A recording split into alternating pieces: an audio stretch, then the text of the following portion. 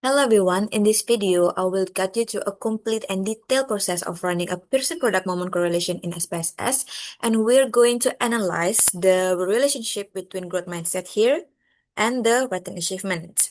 We'll go step by step and I will explain not just how but also why we do each step so you can really understand the logic behind the statistical procedures. Before we start the step, we should know the research question and hypothesis. So our research question is there a significant correlation between growth mindset and writing achievement? From that, we formulate two hypotheses, null hypothesis and alternative hypothesis. For null hypothesis, there is no significant correlation between growth mindset and writing achievement. And for alternative hypothesis, there is a significant correlation between growth mindset and writing achievement. We will test this using Pearson correlation, which is suitable when both variables are scale data and the relationship is linear. And Pearson correlation is used when both variables are continuous, interval or ratio scale, and data are normally distributed, and the relationship between variables is linear. If any of these assumptions are violated, we use a non-parametric test like Spearman correlation instead. So before we apply Pearson correlation, we need to check two key assumptions: normality of both variable and linearity of the relationship between them. So step one is we should inputting the data in SPSS. So you should copy and paste the data for good mindset and writing achievement into SPSS.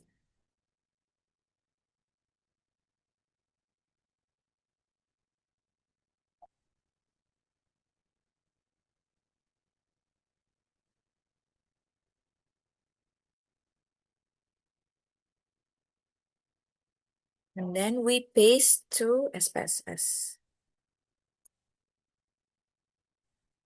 Okay. After that, you have to go to the variable view tab and rename the variable. I will rename GM for good mindset and WA for writing achievement, and change the decimal into 0. And you should add a label for each variable to make the output easier to read. So for GM, we put growth mindset here.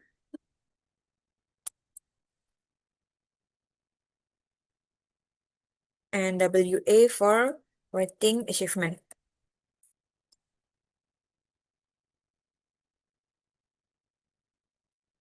Okay. And don't forget to set the measure to scale because both are numeric and measure continuously. We are not using categories like low or high, so it's not ordinal or nominal. So we use scale. Okay, so setting the correct measure ensures SPSS treats your data properly for statistical tasks. So this is so important. Okay, we go back. And then for step 2 is we have to check the normality test. So Pearson correlation assumes that both variables are normally distributed. So if not, the correlation result could be misleading or invalid. So we have to go to Analyze, Descriptive Statistic, and Explore. And place both variable, growth mindset, and writing achievement in dependent list. Why not we put in factor list? Because we are not comparing groups or categories here. The factor list is used when you want to analyze difference between group like gender. But in correlations, we're not grouping, just checking pattern between two scale variables, okay? After that, you see the plots here and then check the histogram and normality plots with us. And then click continue and then okay.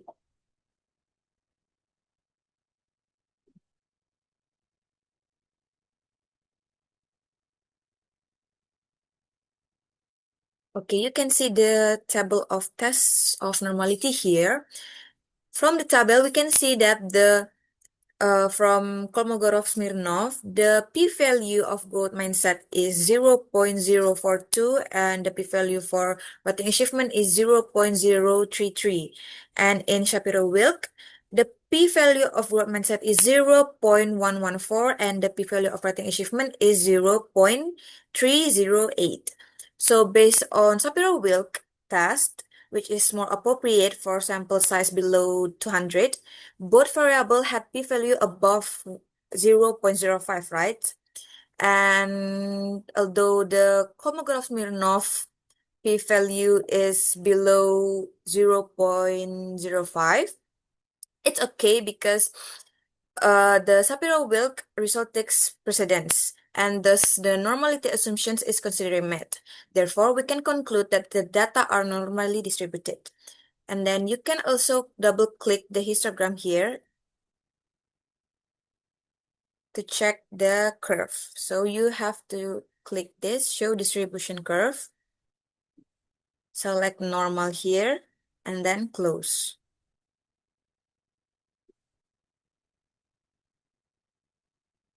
So we can see the curve here. We double click again for this histogram.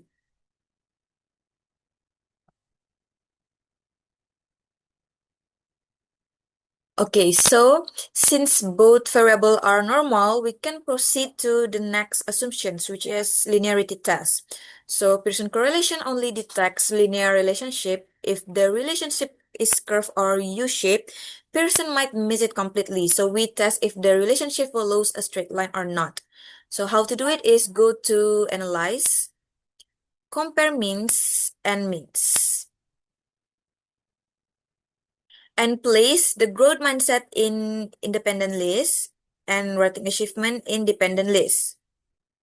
And the order can be reversed because since correlation is symmetrical, you can switch them, but for consistency, it's helpful when you put the predictor in independent list and the outcome in dependent list. So after that, you click option here and then check the test for linearity and then continue and then click OK.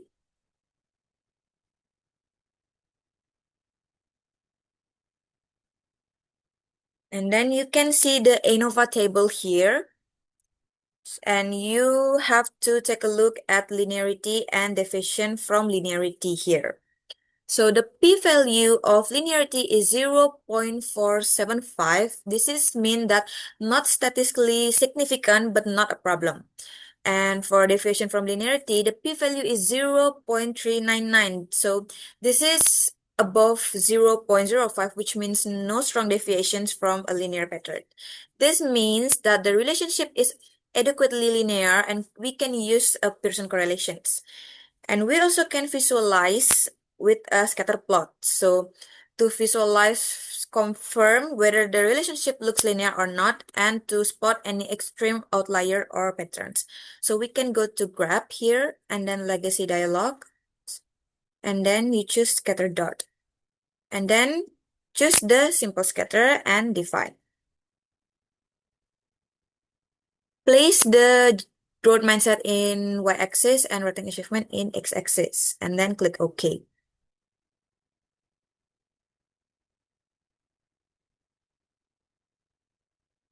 Okay, you can see the scatter dot here, and then you can double click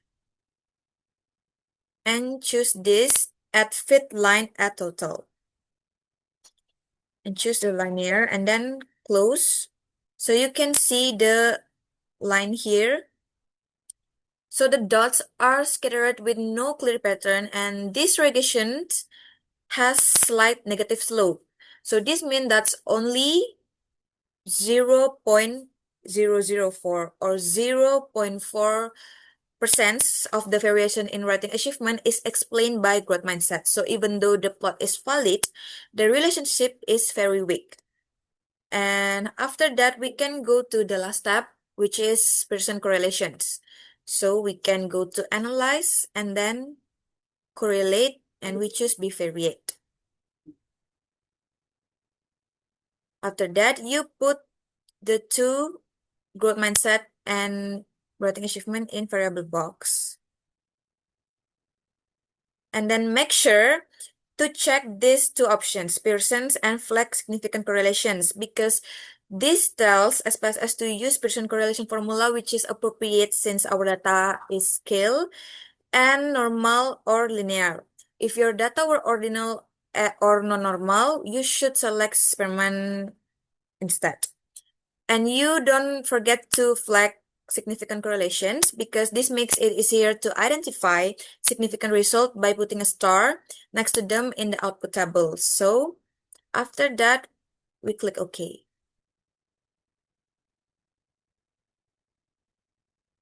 So here you can see the correlation table. As you can see, the Pearson correlation coefficient is minus 0.064 and the p-value is 0.480. So means that the correlation is negative as the growth mindset increases, writing achievement tends to slightly decreases, but the value is very close to zero. The p-value is above 0.05, so the result is not statistically significant. Therefore, we fail to reject the null hypothesis and we can conclude that there is no significant correlation between growth mindset and writing achievement.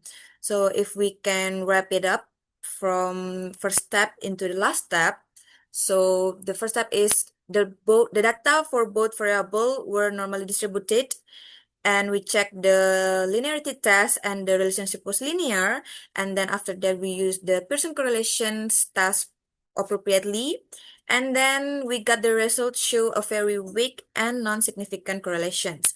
Therefore, we can conclude that there is no significant correlation between growth mindset and writing achievement. I think that's all for my tutorial run Pearson correlation in SPSS. Thank you for watching. I hope this tutorial helped you not only to understand how to run Pearson correlation in SPSS, but also why each step matters. So thank you for watching.